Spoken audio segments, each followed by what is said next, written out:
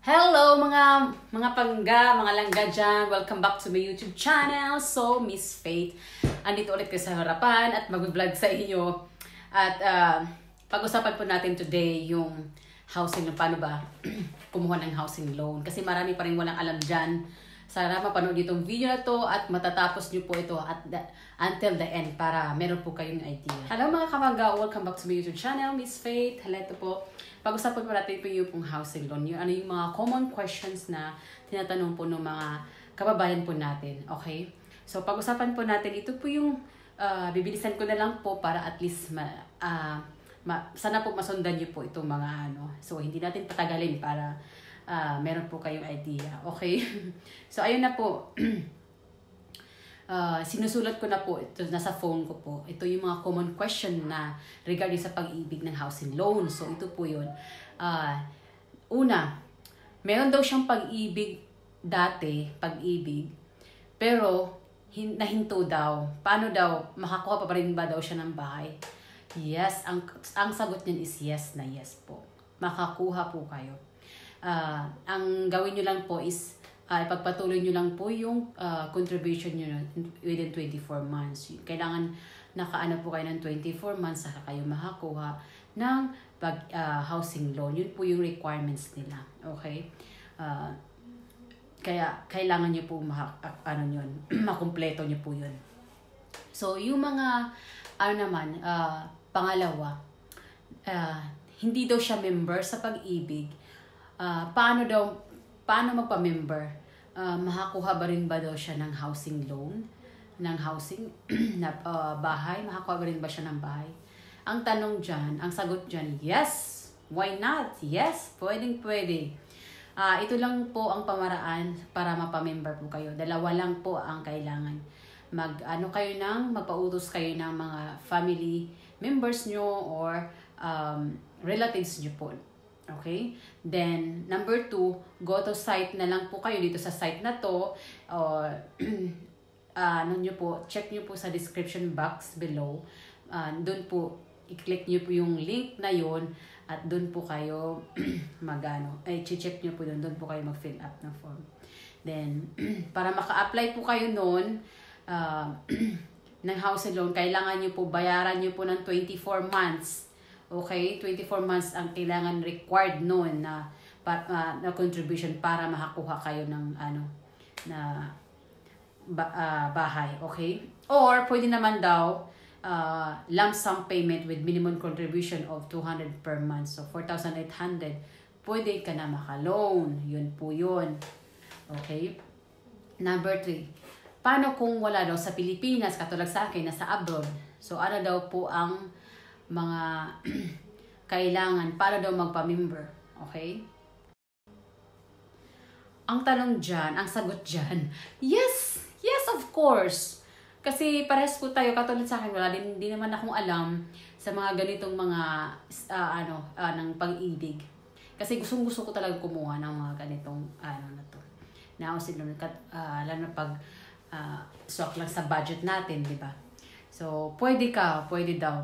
So, mag-assign lang kayo ng member of your family or any relatives that you trusted na siya, tapos magpadala kayo ng pera at ifa-follow up nyo yung mga required documents. So, siya na ang himuon mong gitawag na attorney in fact. So, yun po yung tinatawag natin. Kasi wala ka nga dun sa Pilipinas, di ba? So, siya ang matawag natin na attorney in fact. So, siya ang mag-aayos ng mga kung anong kailangan. So, siya ang mag-fill up ng form, ng papel, nga ipoprovide sa imong house agent or broker. Nga, mao ang SPA. So, ano ba yung SPA natin? Ito yung Special Power of Attorney. So, kailangan po yung dokumento na yan na nagpapatunay na legal. Yung trusted na kinuha-aynanan mo na relatives na yun or family members. So, ang tawag diyan, yan ang tinawag na attorney in fact. Nga mo presentar sa imong pagkuha sa bahay in your behalf. So, email na sa imuhang SPA, i-email yung SPA na yon, ipa-print mo, then kung saan ka gustong kumuha ng bahay na yun, okay? Then, panotaryo mo po yun dun sa embassy, sa consul natin. Then, after nyon, red ribbon mo yun sa consul, okay? Or, note din po, pwede na rin naman after na lang yung red ribbon pag nagpa-reserve na kayo ng bahay kasi limited po kasi yung mga bahay kunyari yung kinukuha nyo is maraming gustong kumuha, so kailangan nyo po yung kung gusto nyo makuha agad, yun po yun. Kaya kumuha na kayo, wag nyo na pong paantayin. Then ito po yung mga question number 4. Matagal na daw siyang member sa Pag-ibig pero hindi na daw niya alam yung contribution niya. Pumpila na daw yung contribution niya. So yes, pwede po. Kukuha kayo ng magsugo or magkumuha kayo ng trusted na family members nyo, then pakuha ka ng MSVS or Member Status Verification Slip, okay? Or go to site ulit dito para ma-check nyo yung contribution nyo. Then, 5, nakakuha na siya ng bahay dati, tapos gusto niya pa rin kumuha ulit ng bahay. Pwede ba daw makakuha ulit ng parang investment katawag nun? So, parang parentahan ba yung gusto niyang mangyari? Yun yung mga common question, you know?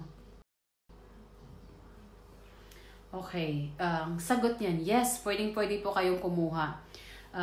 Kung kaya pa sa income, di ba? Why not? Wala namang makapagpigil sa inyo kung kaya nyo pang kumuha 2, 3, 4, 5, ilang housing na yan kung gusto nyo ipaparent nyo. Pero tip 1, kailangan socialize and low-cost house. Dapat na naakay 10,000 na conservative requirement nga sweldo kada bulan. So, kailangan meron kang conservative requirement nga sweldo. Mayroon kang sweldo every month. Kung kumukuha ka na every month, kada buwan sa sweldo mo, kung kumukuha ka kung kukuha ka ng 2, dapat nasa 7,000 to 20,000 po ang yung sahod mo. So, hindi bababa siya ng 7,000 below. Kailangan po yun pataas, okay? Kung gusto mo pag more pa dyan, di wow na lang. O, diba? Sana all na lang tayo. Ganun. Basta kaya nyo po ng bulsa nyo dyan. Maraming pera. Why not, diba? Yun yung mga mindset. Kailangan yun po yung dapat ang mindset natin. Mag-ipon. Yun lang po dapat kailangan. Yun lang po yung mga advice ko po sa inyo. At sana meron kayong natutunan sa video na to dahil talagang laking tulong po to sa atin na sa mga walang alam dyan. So, at least nabahagi ko po sa inyo yung mga nalalaman ko rin. Kasi talagang researchful talaga ako. Mahilig po ako sa mga ganyan dahil ayoko na pong ma-scam, ayoko na pong anything na alam nyo na po, kailangan nyo po yung may dagdag kaalaman tayo. Huwag po kayong basta-basta na lang mag-oo dyan kung saan, sino basta na lang sa merong agent na gustong pakuhanin kayo. Kailangan yung munang pag-isipang mabuti. Huwag tayo magpabudol, mga kapangga, kamalangga. Huwag po yung ganun. 2024 na po tayo. Kaya maging ganito po ang dapat. Kailangan po natin yung utak natin. Huwag po gamitin po yung basta na lang kayo mag-decide.